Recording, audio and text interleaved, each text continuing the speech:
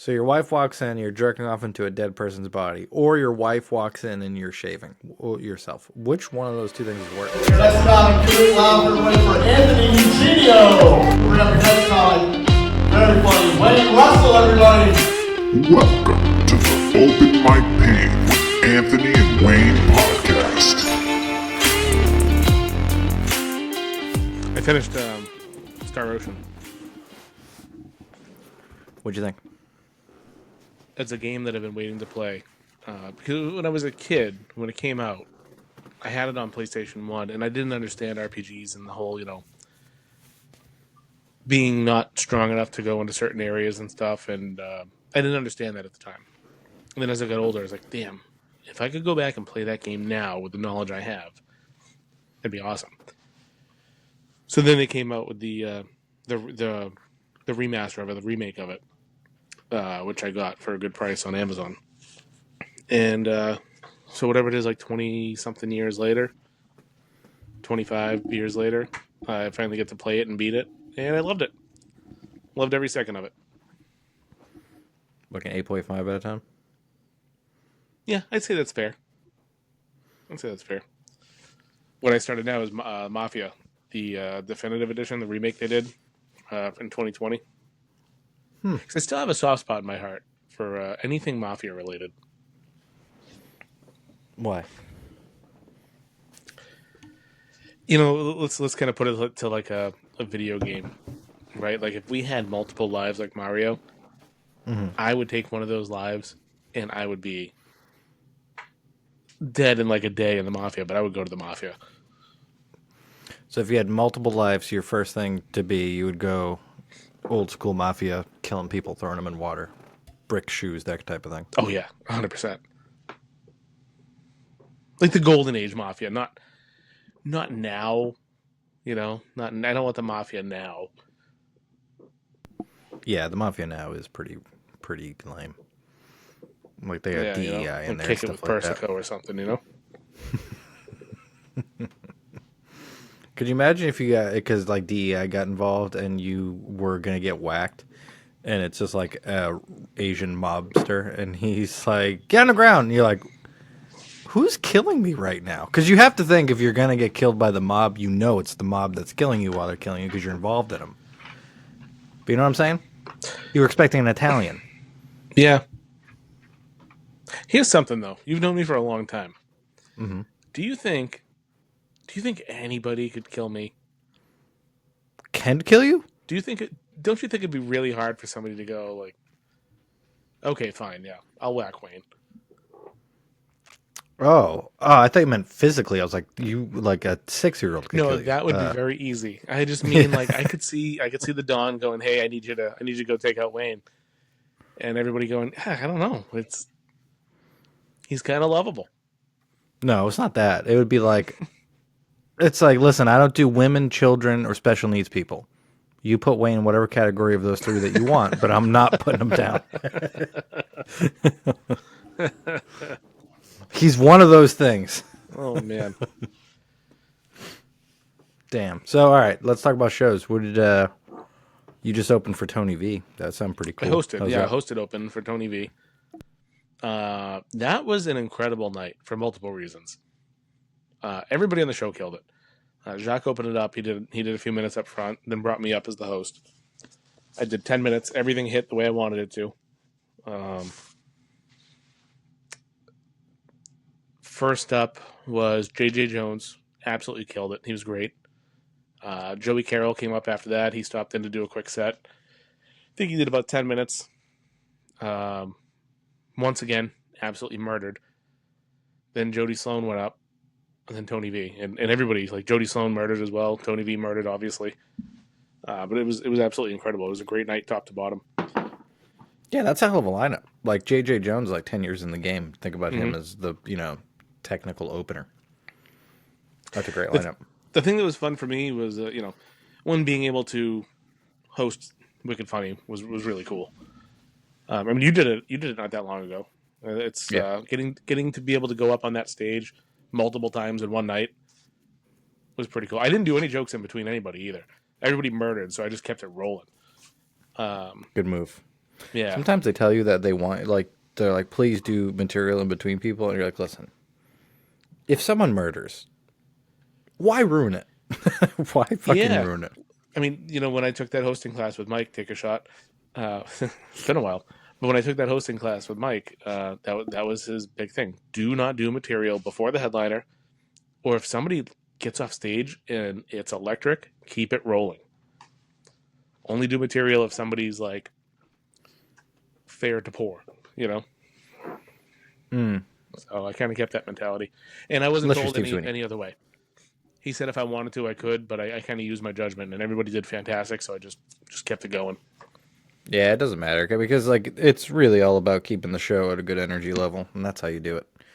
But that's cool. In with the Wicked Funnies now. I'm doing a Flay Hive private gig this weekend, so we are entrenched in the CFP, CFP and OMP best friends now.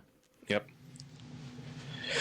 One of the coolest things that happened that night, there was a girl. It was her birthday. I don't remember her name, but she somehow came out of the show and was talking to Jacques while I was on stage. When I came out, I went up to talk to Jacques, and it was apparent that she was hammered. At this point, I had just gotten off stage, so like we're like 15 minutes into the show. So we interact with her a little bit. Let's fast forward to the very end. Everybody's off stage. People are leaving. She comes up again. Long story short, she wants Jacques' shirt. He's wearing a Golden Girl shirt, and she wants it so hard.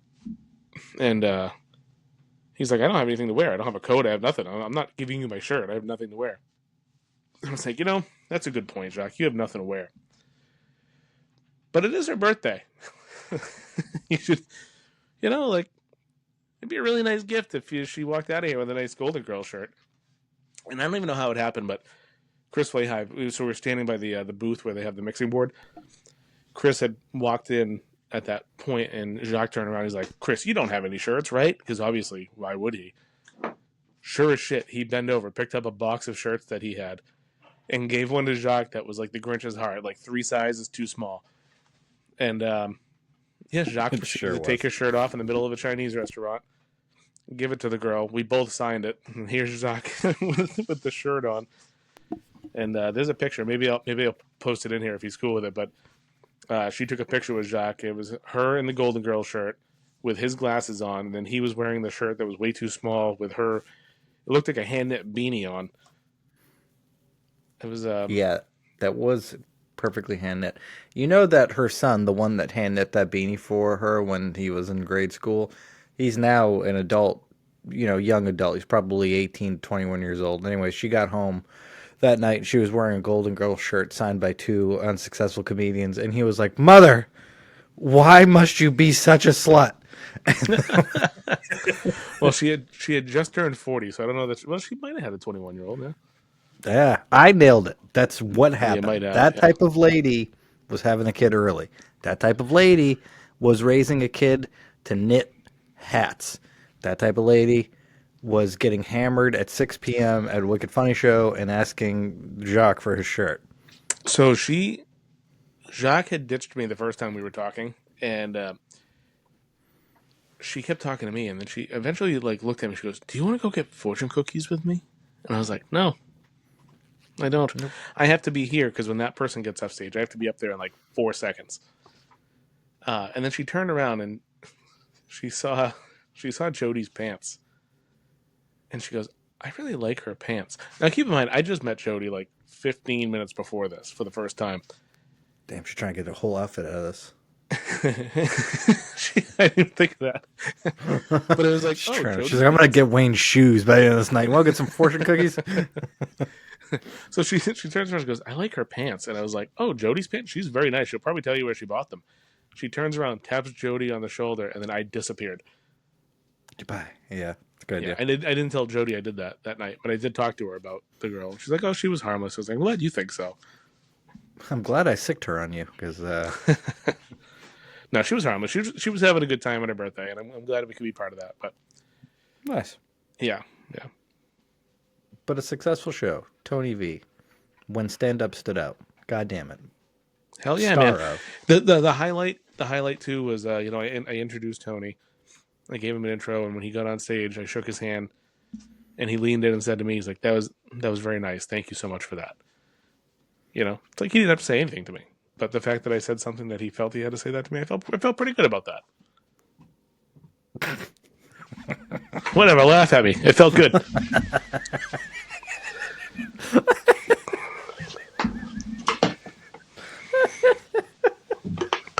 That's why nobody tells you their feelings, Anthony.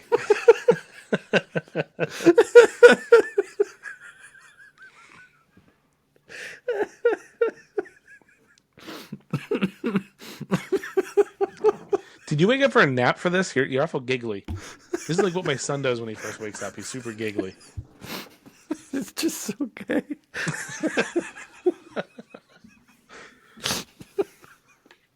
Oh, that's great. Nice job. Well, thanks. He leaned in and he said, "Thank you." Dang, I'll do that. I do it every time, no matter what you say.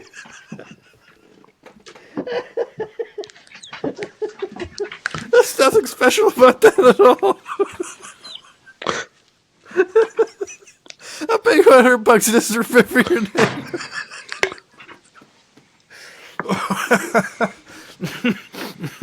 You stupid bitch.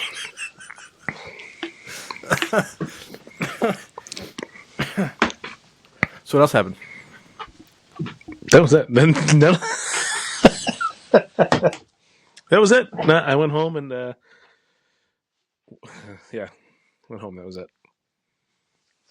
I ruined it. Yeah, I went home. That was it. It was horrible after that. That's funny. Listen, I love your emotional range, man. It's fucking great. You have the best emotional range out of all of my friends. I have such a mid-range for emotions. It's very low. Your spectrum is like, it's like just spect. Well, if I could be fair to myself, I will say that if I have a fantastic set or if I eat shit, I'm mainly the same person. Don't you agree with that? I do, and that drives me nuts. Yeah, you are like, if you have a bad set, your life's over. If you have a great set, you are the single best comedian that's ever lived.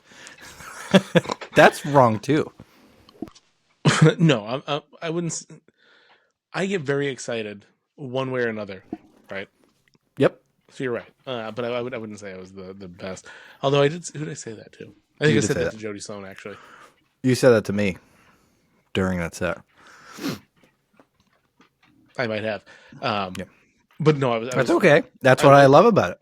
Well, no, I was talking to Jody about that after. I was telling her about my New Year's Eve mishap.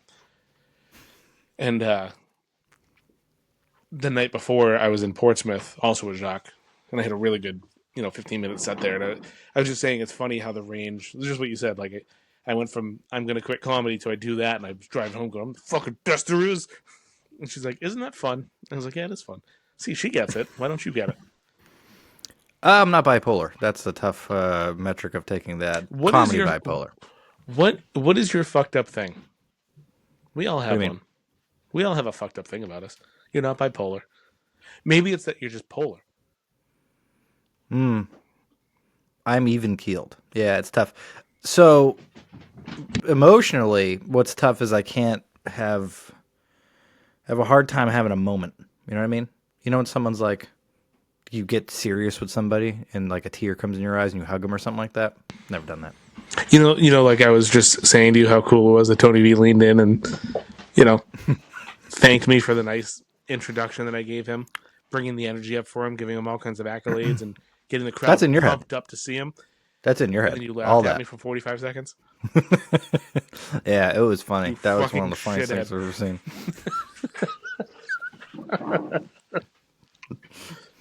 It's just like you'll sit like you would see, like, imagine Brian Regan was on the street, he was getting a hot dog at a hot dog stand, and you walked by and you're like, Brian Regan, and he was like, and then you kept walking. The story you would tell me would be that, and he stopped in the middle of his day, and he didn't have to at all. Who am I? Who am I, Anthony? Who am I? And he walked over at me, and he made eye contact with me. He looked deep into my soul, and he nodded his head at me. And he went back to his day like he didn't. That's how you would tell that story. And That is very true. That's how you would tell it. And I would say that I saw Brian Regan, and he looked through me, and that was the end of it. But I don't know. The story's in the details, though. Yeah, it's true. I do like your embellishment.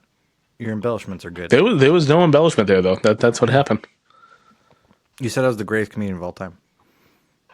Did I say that on the ride home when I called you? Yeah. Yeah. Don't listen. And you to anything I said, that. and then you said people came up to you and reaffirmed that to you. No, I had a couple people come up to me and tell me they really enjoyed me that night, which was very nice. I bet it was. It was so nice, wasn't it? It was. It was very nice. Your comedy Have you ever had success- somebody come up to you and say that? that they like me? Yeah. Yes. And how does that feel?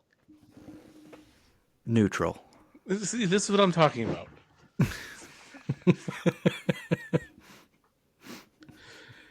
You're like you watched Boardwalk Empire, right?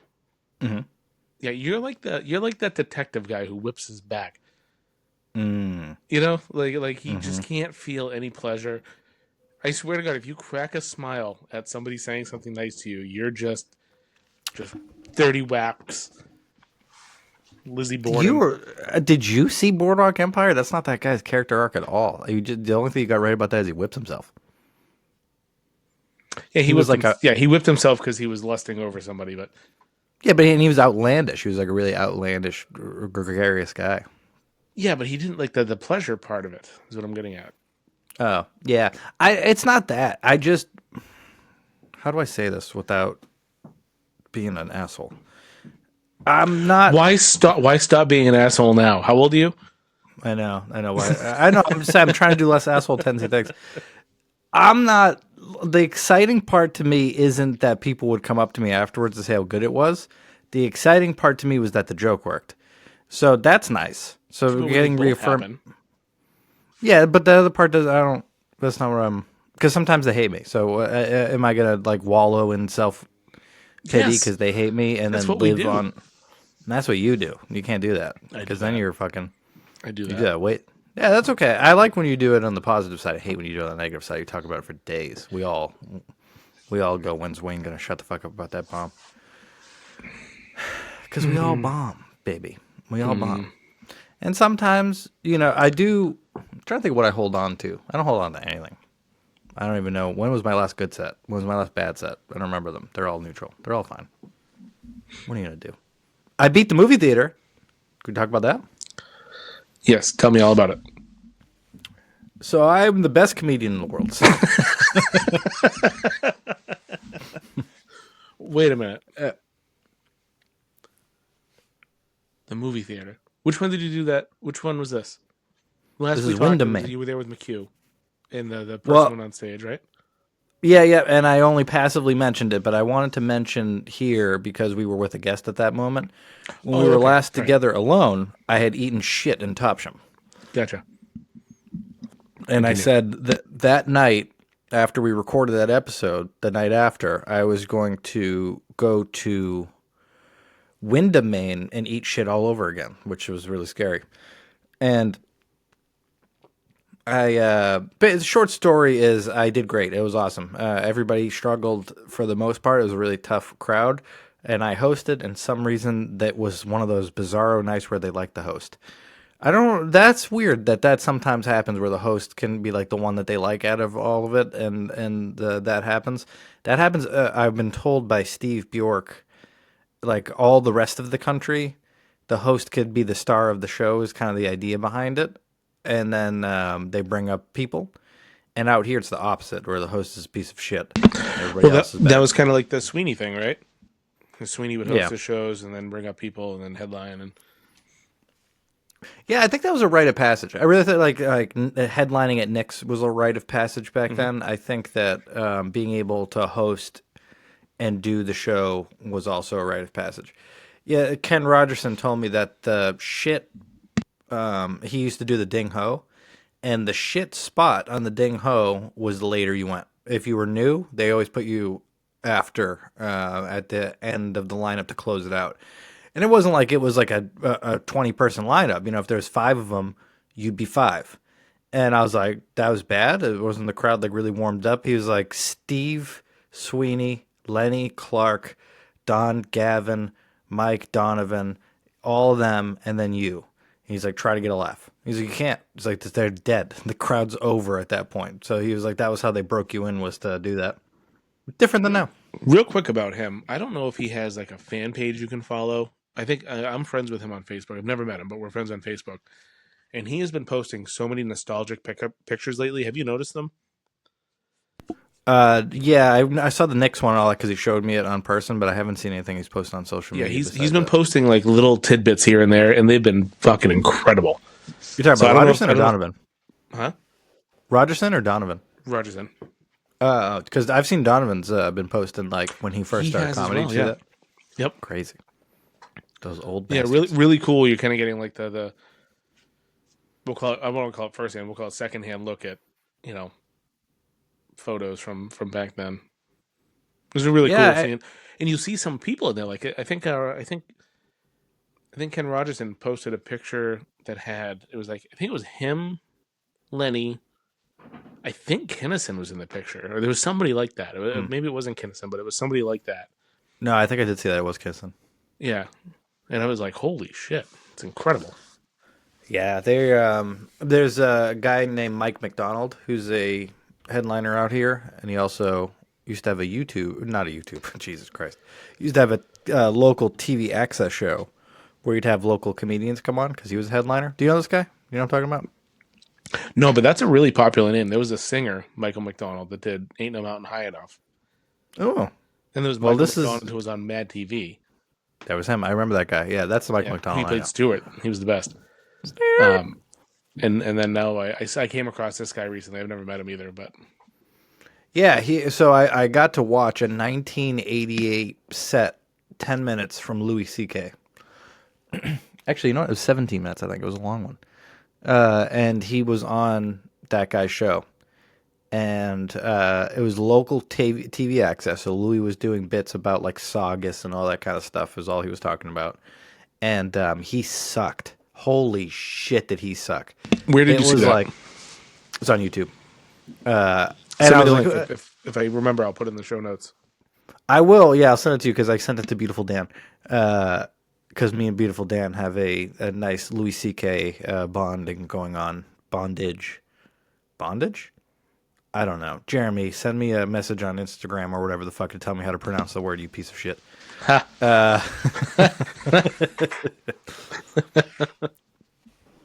I'm dumb and high. Shut up. But yeah, no, it was incredible because yeah,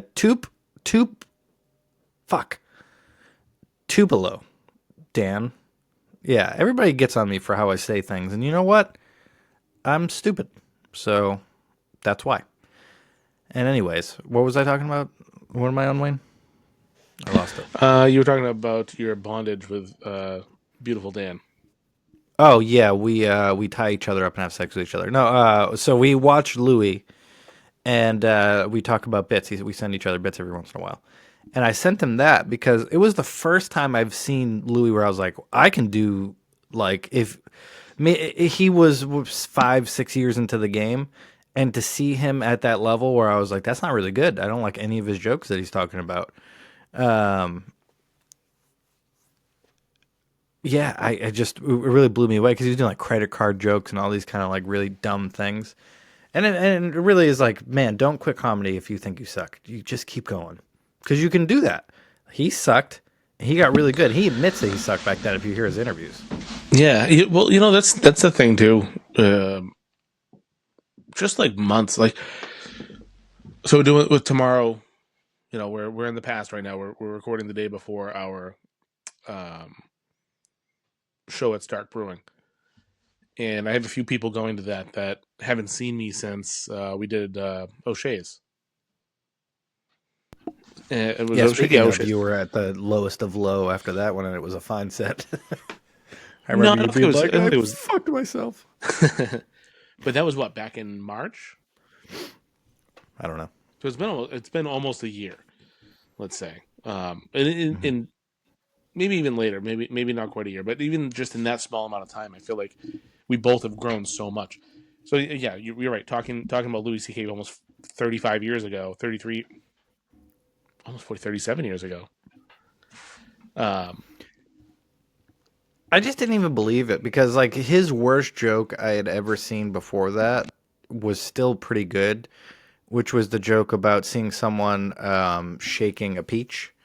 And that shaking a peach joke, it was like one of his closer when he wasn't good.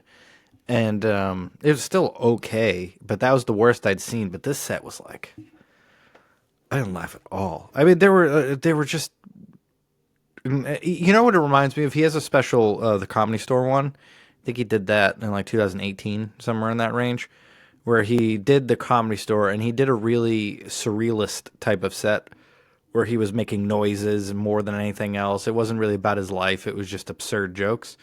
And that was, I think he was doing that set to go back to how he was, but just to do a better version of it. I believe that now after watching his early stuff because it felt reminiscent of that, but bad. Real bad. Yeah, I want to go back and I think it'd be fun to do deep dives into specific comics and watch their shit progress. Almost like we were talking about with John last week. We were talking about like Marin, back in the old Comedy Central specials, and then just watch him progress into who he is today. I think that'd be a lot of fun to just really pinpoint a comic and watch them grow. Yeah, there's a lot that I think we could do that with. Like, I think Tom Segura is a really, like, I think if you listen to his first 30-minute special, and you listen to him now, his cadence is completely different. Yeah, you know what's fun? So at work, I have a new partner in my territory, and we've been working together and kind of showing him the ropes and stuff.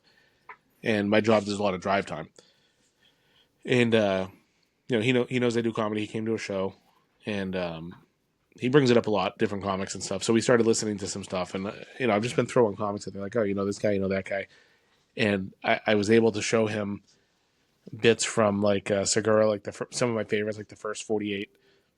One of my favorite bits, the Shouting Black bit. I showed him the Philly rant. It's a lot of fun because I get to listen to these things again with a reason, and then also see somebody who's never watched it before or heard it before experience it for the first time. That's a ton of fun. I wanted to talk about my Philly rant. Did you get to that? Oh, sorry, I don't want to. No, we were still talking about your. We went off the rails here. We were talking about your show. Top Show. Okay, I'm gonna make this a package from the last two shows I did because Let's do it. I'm losing track here. So yeah, Topsham. I'm gonna finish this by saying I ate shit the week before in Topsham. Then I went to Wyndham and I did good. They liked me. So I don't know why I brought this up. Tell me how much they liked you, Anthony. They liked me 6.5 out of 10. It was pretty good. It was pretty good. Okay. If I get past neutral as a host, I'm fucking in. You fucking kidding me? All right. So second, I worked for Rob Steen for the first time at Headliners in Manchester, New Hampshire. I was really excited to do that. And I went there, and the governor's ball was happening downstairs, which was really cool because they had police officers everywhere. And like, if you took a turn, like if like, let's say I was walking down a corridor and I looked at a plant and I like looked inside the pot, they'd be like, "I'll blow your fucking head off! I'll blow your fucking head off!" So you had to be like really on your game to make sure that you didn't, mind your P's and Q's. And I'm smoking weed all over that place, and it's illegal in New Hampshire. So I'm trying to hide in the bathroom and stuff. But anyway, Is it still illegal there? yeah, it's decriminalized, but I don't know. You can't grow it legally there. Those pieces of shit. I know that. Dickheads. Stay in New Hampshire. Live free or die, but don't grow weed. Yeah. But anyways, we had to go upstairs because of that. Because normally headliners is downstairs in a bigger room that has like 120 seat capacity. But we had to go to the upstairs one that they use in a pinch because Governor's Ball pinch. And so we get up there, and they kind of have to assess. The room is great. Like the organization of headliners, they've been there for 34 years, is really good. It's pretty crazy to see. Like if you do a show for 34 years, how seamlessly you can make it. They can put up a show in 5 seconds. Do you know, has Rob been doing that room that whole time, or did he inherit that from Yeah. somebody? He has. No shit, huh? I don't know if he inherited, but 34 years is him that long of time. Which I was talking to the guy that runs it with him, and they've been doing it together for that long. Friends since 7 years old, doing the game. I know, crazy. The amount of people he's seen. He had Greg Fitzsimmons in there. I don't think that not too long ago. He had Greg Fitzsimmons do the downstairs. So yeah, really connected dude. He's doing Sebastian Maniscalco, Jeff Dunham coming up. I mean, insanity that Rob runs. But so I was really pumped to do the room. And anyways, but we get upstairs and it's just the deadest room with the audience got inside. It was so quiet and dead that they were whispering to each other. We can hear them whispering because they didn't want to be loud. And the headliner was walking down the road to the bar to get a drink. And she said, "Hey, everybody, do you mind being quiet if you could?" Like a obviously ironic joke. And everybody turned and looked at her and said nothing. Just stared at her. And it got even more quiet. And we were like, ooh, this is going to be a tough one. So the way that they do it is the feature goes up to bring up the opener, who was supposed to be me, but the headliner brought an opener. Thank God. Thank God. She basically brought, like, she went out and, like, we were in shark infested waters and we saw, like, a Dewey coming from, Dewey? See, this I'm getting, Dooney? A buoy? What's a small boat called? A buoy? Oh, no, a small boat is a dinghy. Dinghy. Oh, Yep, Jesus and Christ. The floaty things are buoys. Yeah, I got them combined. All right, makes sense. So then we see a dinghy. A dinghy's coming out right in the distance. We're like, this is going to save us. There's shark-infested water everywhere. And she came and she's like, I'm here to save the day. This is my friend. And she pushed him in the water and he got eaten by the sharks. And then we drove away. It was great. But that poor kid, that was supposed to be me. I saw that. That was like when Mark Wahlberg was like, I was almost on the plane at 9/11 and then my flight got canceled. So I would have eaten the most amount of shit I could. So I really appreciate that kid going up there and doing that. Anyway, was that the kid that was at Soho with you? he was. Yep, good kid. Very, very funny. It's just if you go up to the coldest, deadest crowd in the entire world, even like and I'll tell you how it kind of like can reinforce that is the feature went up and he tried to get him going a little bit.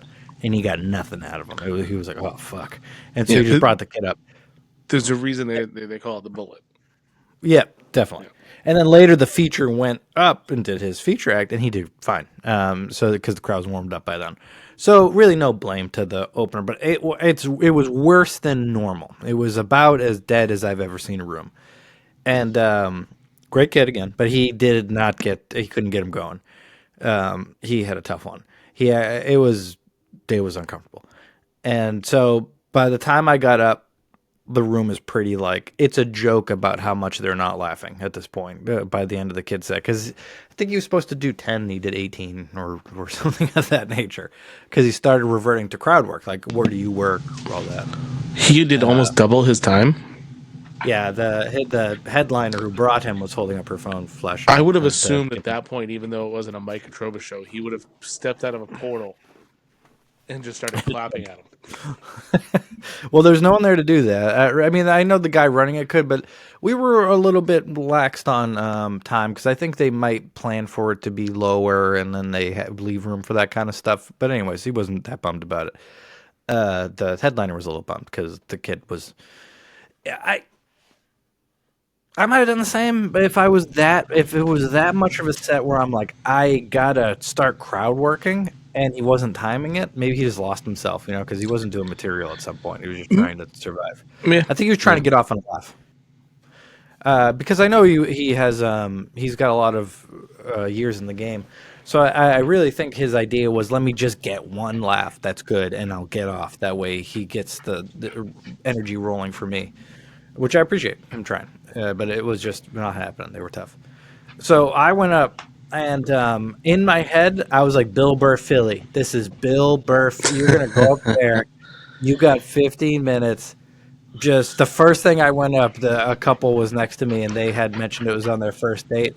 And I was like, how fucking dumb is it to mention you're on your first date? Like immediately when he questioned you, you're like, we're on first date. I was like, how dumb. Like you gave us a shotgun to shoot you in the face with immediately. So I start shitting on them.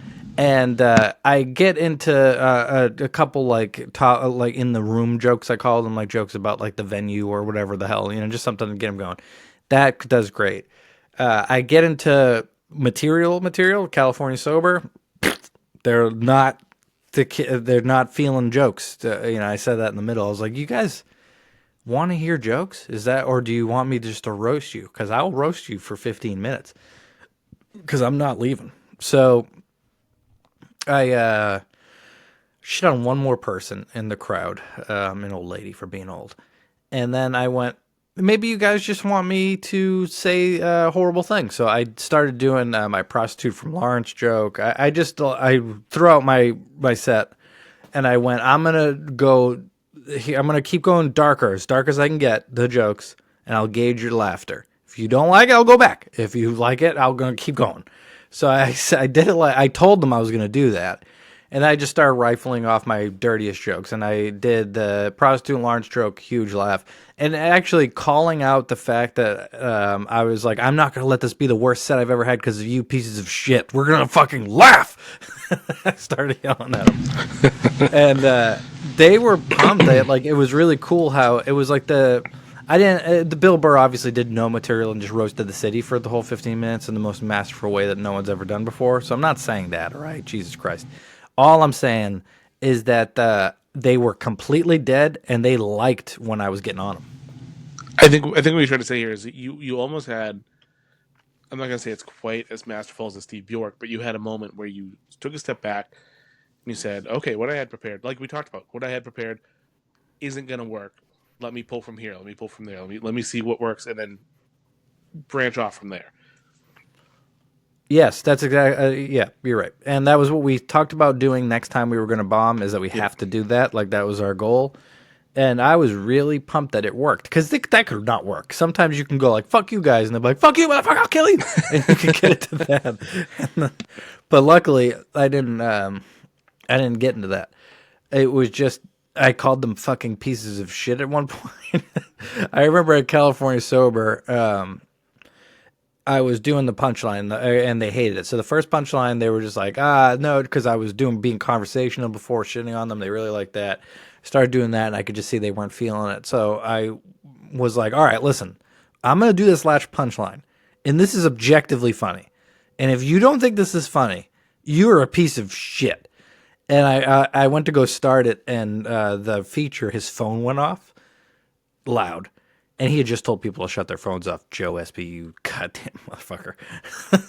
And so he does that. And I'm like, damn, friendly fire after I just set up this joke. And you pieces of shit aren't going to fucking fall. And then they started laughing. And it was great. That's what you got to do. Sometimes you got to turn on them. They liked it. Yeah, that's about all I got. It went good. I dropped Joe. He did material right away. And they were in. Who was the feature? Joe what? Joe Espy, he's hilarious. He's been a comedian for he was a comedian. Mike was a feature. That was the because they worked together. So that he's been a long time. He works at the Kowloon a lot. You said he was a comedian. Mike was a feature. What do you mean by he was a comedian? You mean he was a headliner? Mike was a feature? No. I mean, like when he started comedy, Mike was featuring. So that's how long ago it was that he started comedy. Okay. Yeah. Because I think that's like whatever 15 years or something like that when Mike was a feature. Yeah, Mike's fucking old. So yeah. Yeah, so old. Yeah, he's like, we call him Obi-Wan Kenobi, but like we mean the Alec Guinness one from the old Star Wars, not the new one with Ewan McGregor. Yeah, no, but that was really cool because that was the first. There's sometimes as a host where I feel that way, where I'm like, I did my job here. I didn't do anything spectacular, but I got the job done. The energy was bad in between a comic. I got it back up for the next guy. Mm-hmm. You feel like you do your job when something like that happens. This is the first time I wasn't an opener or a feature or whatever. I was just like the everything was tanking, and I felt like I turned it around for the show, and that was Really, that was I felt like it did my job. That was cool. That's good. 'Cause normally I would doe in the headlights and just keep doing my set, and it would have just ate it. But good for that kid too, who didn't do great in the beginning. He was trying to do that. He wasn't like just sticking into his material. He was trying to do crowd work and all. Hmm. But I think he just went like his first 6 minutes with straight material, expecting them to buy into it, and they never did. So I think that they lost him by then. And the benefit I had was I knew that was going to happen. So the second they weren't feeling material, I was like, "Fine, fuck you, we're out. Let's go. Yep. You guys are old pieces of shit." Yeah, I looked at my notes. I had so I did 15 and a half minutes, and I still had like over 10 minutes of material in my normal 20 that I would do that I didn't touch just because I was fucking around so much. Yep. So that's nice. If you can get like if you work that into your set every time, man, you have plenty of time. Yeah. Yep. You can't That's always hard know. too, though. Like, we talk about when you're told, "Hey, come up, do this, do that, or whatever." Um, it's risky to go off cue like that, but when it works, it works. Well, That's for my sure. thing was I knew it wasn't gonna work the other way, so that's why it was an easy decision. I think that why we don't haven't done it before is because we look at the crowd and we go, our material is going to turn this around, because it always has for us. But that was just one word, man. That kid tried every angle of what a joke could be to them, and they were fucking not wanting it. And it really took me breaking the ice and isolating a few people and um, trying to just connect with as many people as I could. Every time someone talked, I would stop and go, "What did you say?" And I would try to zero in on that and fuck around with them a little bit. Yeah. Um, One thing I did that wasn't funny that I thought was hilarious in the moment that no one thought was funny was someone said I said something. Well, I said like I love my wife, and someone went, "Are you sure?" Because I just did a joke about her, and I turned to the left because I thought it came from a girl that was directly to my left, and it happened to somebody completely on the other side of the room who said it, and I was like, "God damn." Are you sure I was smoking weed? And I always said something about like, oh man, did I bring my heroin pen? And I took out my pen. I was like, no, it's weed. And I put it away, and they probably all thought I was on heroin, so they were like, damn. It's funny you mentioned that. So the night the night before the Wicked Funny, it was in Portsmouth at the Waterview, and during my set, there were people before me that were talking about having kids or whatever. I have a few jokes about my son that I was doing. And I was like, "Yeah, you guys said you have kids, right?" I was like, "You've been through the 5-year-old phase," and somebody said, "Yep, and the 2, and the 3, and the 4." And I didn't know who said it, but I zeroed on this guy. I was like, "Yep, that's usually how it works. You start at 1, you move your fucking way up." And the guy looked, he was like, "I didn't fucking say it." I was like, "I don't know who said it." It's so hard to pinpoint those things sometimes. That's what that girl was Nobody like. cared. Nobody cared that it was the Yeah. wrong guy except for him. No, they But just laugh. yeah, that's funny. Yeah. Um, it made me. It was one of those things where I'm like, man, I can't wait to get on stage again and at a place where I can go up with no idea what I want to do for material again. Like I want to manufacture that moment is my point, and it's gonna fail when I try to do it. But I basically want to go up.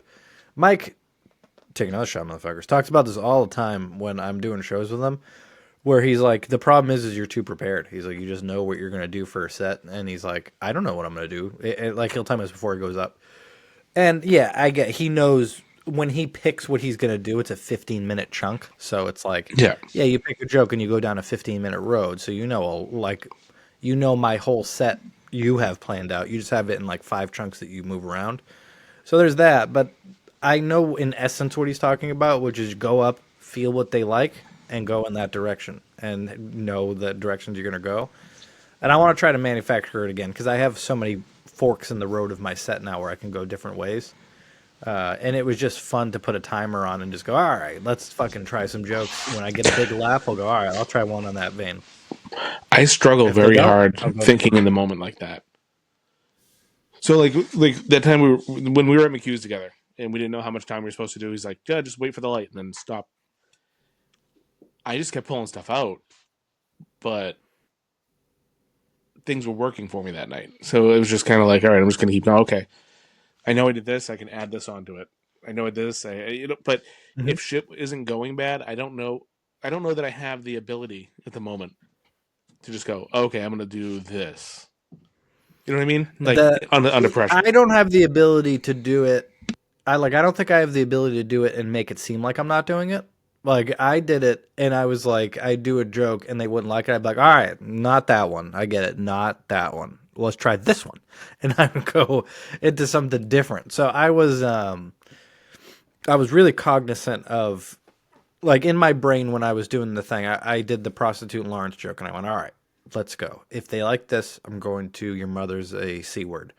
Because that will be the next progression in a darker joke. If they don't like that, I'll go to whale jokes because that's an easy progression into, I'm going into wife now and it'd be more relatable to them. And if not, I'm going into wife negative, something that's going to be darker.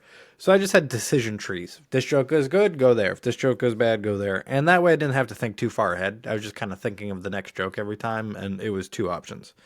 And I did that my whole set. And I didn't do immigrant parents because that was in the decision tree that went in the other direction because they liked the darker jokes. So I went into your mother's account. So I went in, damn it, I said it. You're never going to bleep it either because you always forget to fucking bleep it. No, I did very good the last time. You missed it. Yeah, you missed the one I told you to hit. No, I dumbass. didn't. No, I didn't.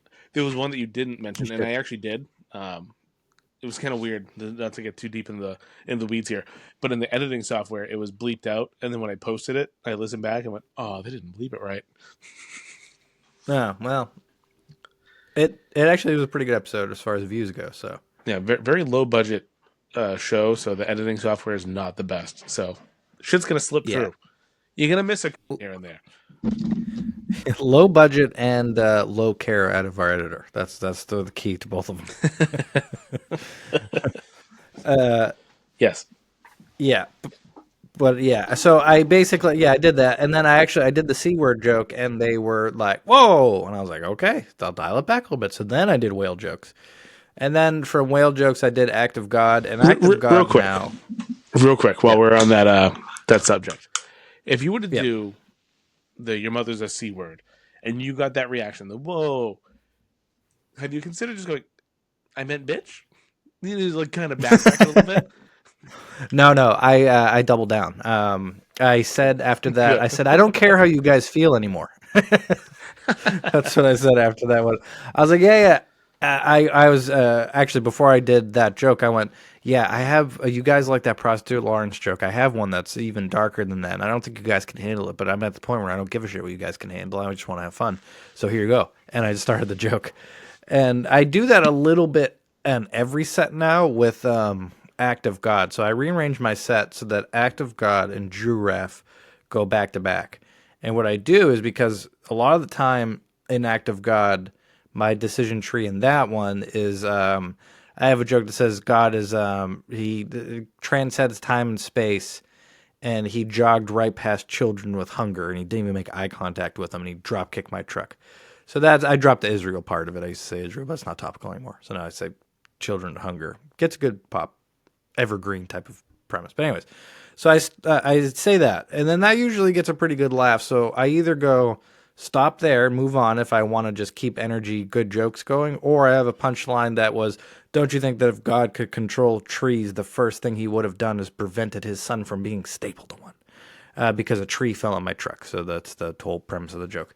So I say that, and I usually like it will get a big laugh, but it'll get like a holy shit type of laugh. Like that's dark to say that. So now when I do that joke, I'll say, listen, you guys got to loosen up because the world is too serious now. And it's important you loosen up because the next joke I have is even more offensive than that. And I go into Jew Ref. Because doing that and setting it up that way, I notice when I hit the Jew Ref punchline, the place, it's a way bigger pops than I'm used to getting. Because they're like anticipation for it.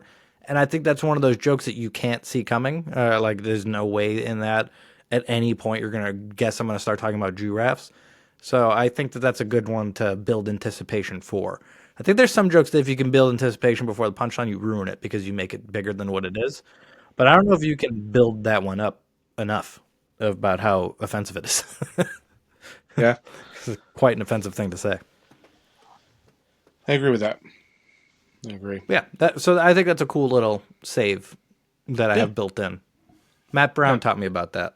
He has a joke that he knows is gonna get silence, and it propels him into his next joke. And because he had a good save when he got the silence, I was like, "Did you know that silence was coming?" I asked him after a set. He goes, "I didn't know the first couple times I did that joke." He's like, "But when I started getting that and I did that save once," he's like, "it completely changed the concept of the joke and really helped my next one. So now I do it all the time like that." And that's just experience. Cool thing to see that you can always change your jokes up. And that goes to show too, like you don't want to just drop a joke if it doesn't work one time. Like I'm doing this joke about my wife walking in on me shaving, and the turn of it is shaving my genital area. The first time I did it, it was groans and yuckies or whatever. Done it a few times since then, and it's gone really good. So you can't take that first foray and decide it's not worthy. You gotta play with it, tweak it, and give it a shot. You know what I mean? Would you rather your wife walk in on you jerking off onto a let's just for a placeholder, it's called a dead person's body. So your wife walks in, you're jerking off into a dead person's body, or your wife walks in and you're shaving yourself. Which one of those two things is worse? I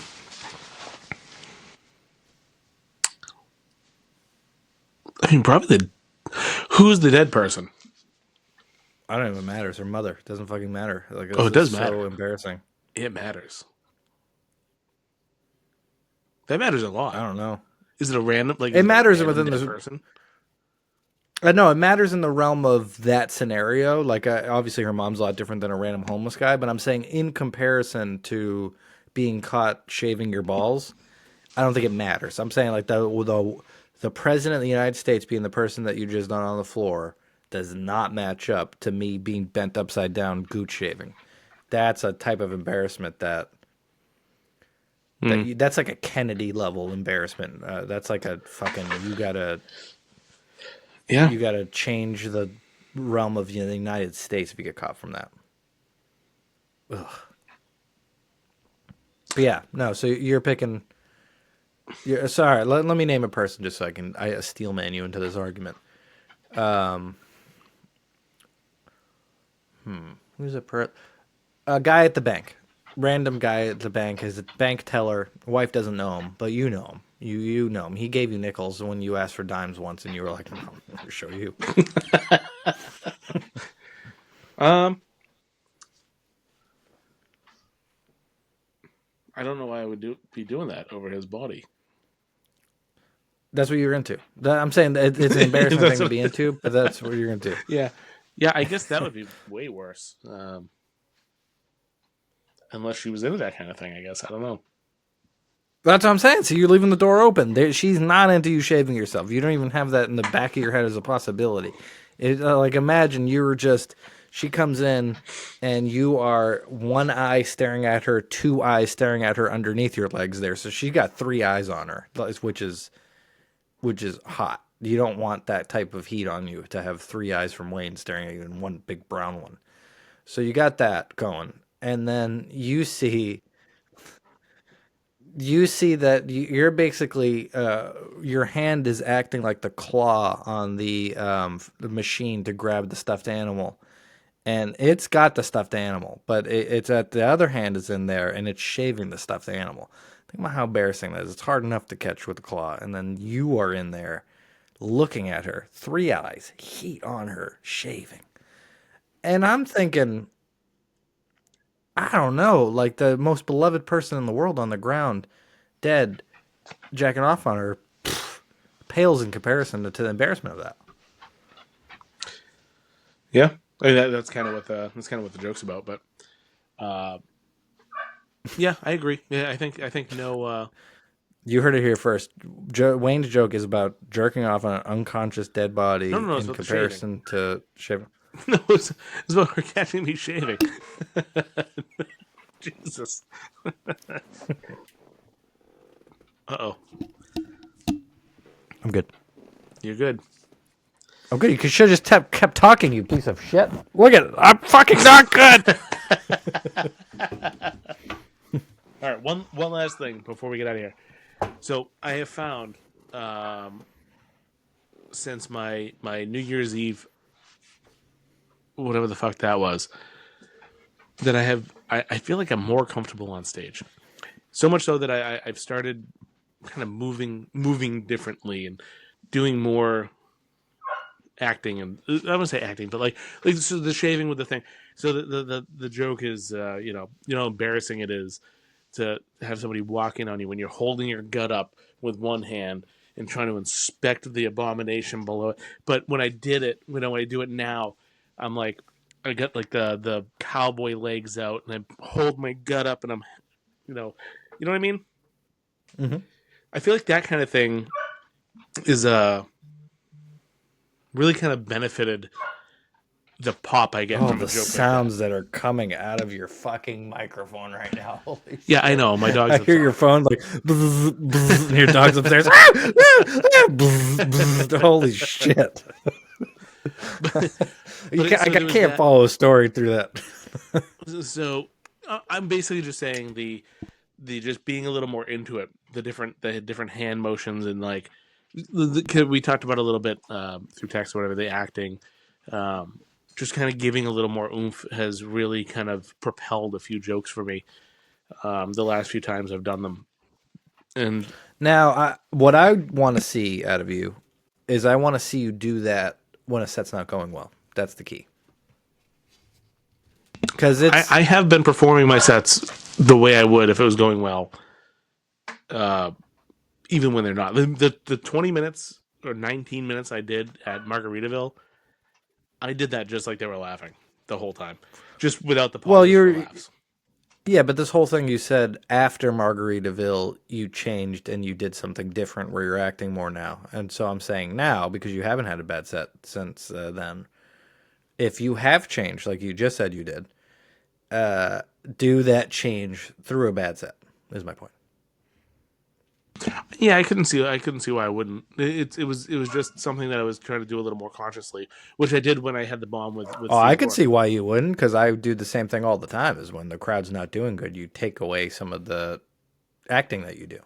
So if you're going over the top, not over the top acting now, but if you're going like high level acting now, that's tough to maintain through a bomb.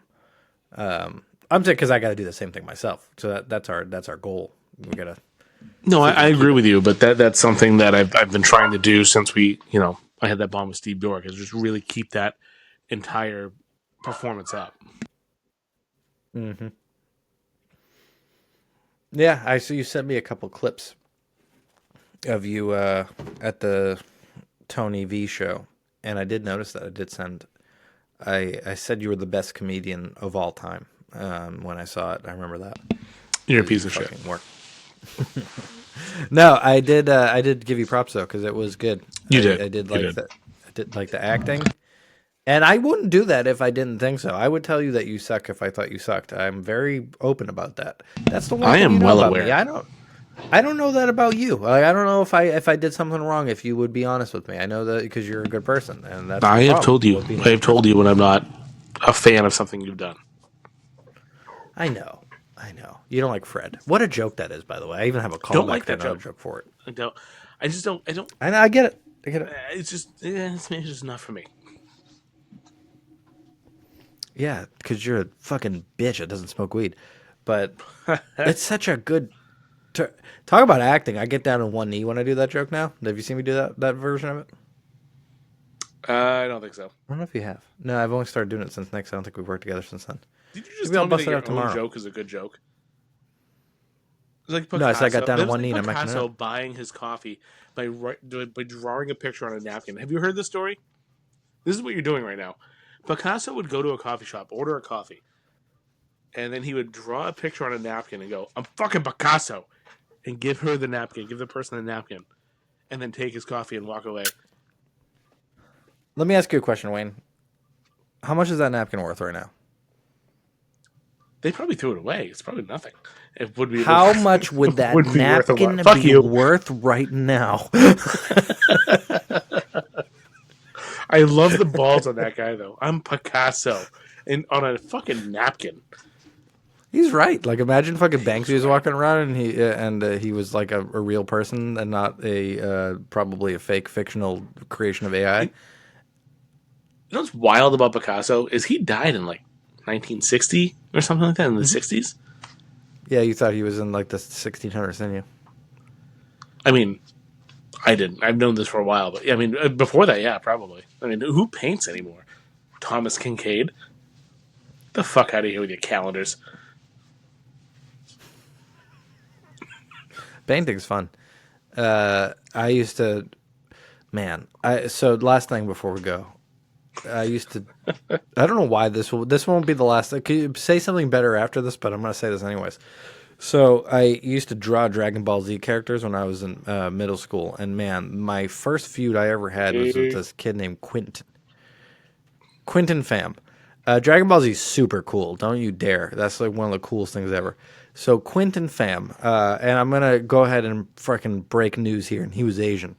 Anyways, Quentin Pham used to fucking draw the best Dragon Ball Z characters. Oh my God, it used to look just like the show. And I would sit next to him and I would draw these like really, really remedial characters. It would be bad. It's like stick And figures. I would be like, I would be better than that because I would really try. But the problem is I would put so much thought and effort into my Dragon Ball Z character that I wouldn't look at Quentin's.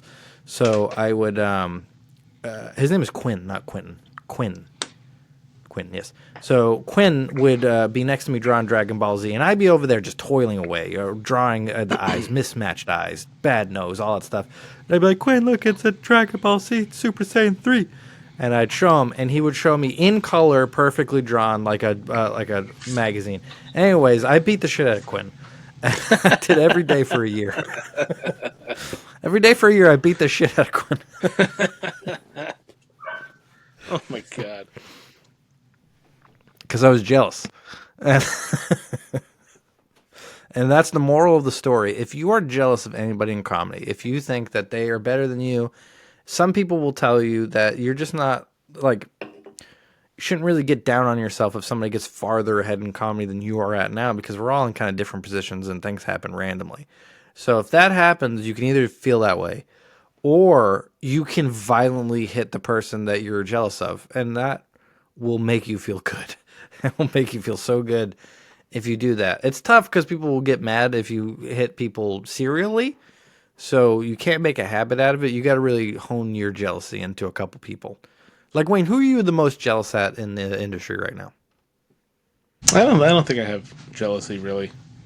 Yes, you do. You have a tremendous amount of jealousy. You fucking liar. I don't think I do. Like, because I feel the same way you do. That things happen, and everybody has their time.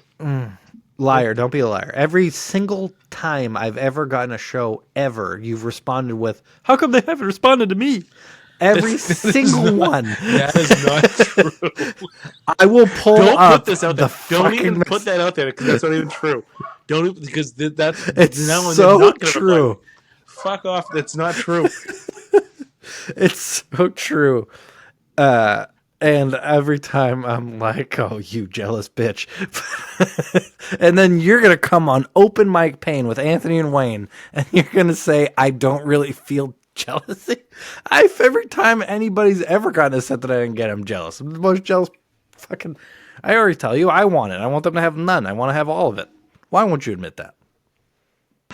No, obviously I would like more shows, but I don't look at the shows you get or anybody else gets and go, why not me?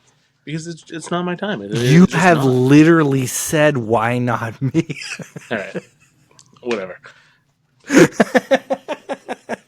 I'm not gonna laugh on. We're not gonna. No, listen. Yeah. I said, "Why not me?" to you, and I'll admit it all the time. Not in a malicious way, because we're not malicious at each other. It's just when someone gets something, you want to violently take it from them, and that's okay. You can be that way. You can look at me and go, "I want to punch that stupid bitch in the face," just like I Like when you open for Tony V, and I'm like, I'm even Portuguese. I am what Tony is, I think. I haven't confirmed it, but I'm pretty sure he's Portuguese. So, if so facto, it should be me where Wayne was, and then he should have said something nice to me when I introduced him on stage. And then I should have bragged about it afterwards and said I was the best comedian of all time. I should have seen Jock wear a shirt that was 5 times too small for him. Fucking give a Golden Girl shirt to a random old lady. That's so funny. Oh my God, that's so funny. But instead, it was you that got to go through that. What'd I say? She was only 40. And she wanted a Golden Girl shirt? Yeah. It's less funny now, but still, I still am jealous. And if I could go back in time and take that from you, and the consequence was your car would explode and you'd have to buy a new one, but I'd get to have that show, it'd be close. It'd be close. That would be such a bad thing to happen to you, and such a minorly okay thing to happen to me. But that's how jealous of a person I am. You see? Sam? Yeah. And you won't admit shit. You're like, I think everybody's great. No, I did not think say that the world needs more I comedians. did not say that. I just said I don't get really that jealous. And you're gonna All right, where's the Quest for Laughs thing? look me in the I gotta eyes. look at me in the eyes. This is the Quest for Laughs. This is gonna be whether you're truthful or not. End the episode on this. Look me in the eyes and say, I don't really feel jealousy. I want everybody to do well. I don't feel jealousy. I do want everyone to do well. Ah! 100% I do. Of course I do. With the exception of like 2 or 3 people. Good night, everybody. Wayne's a liar.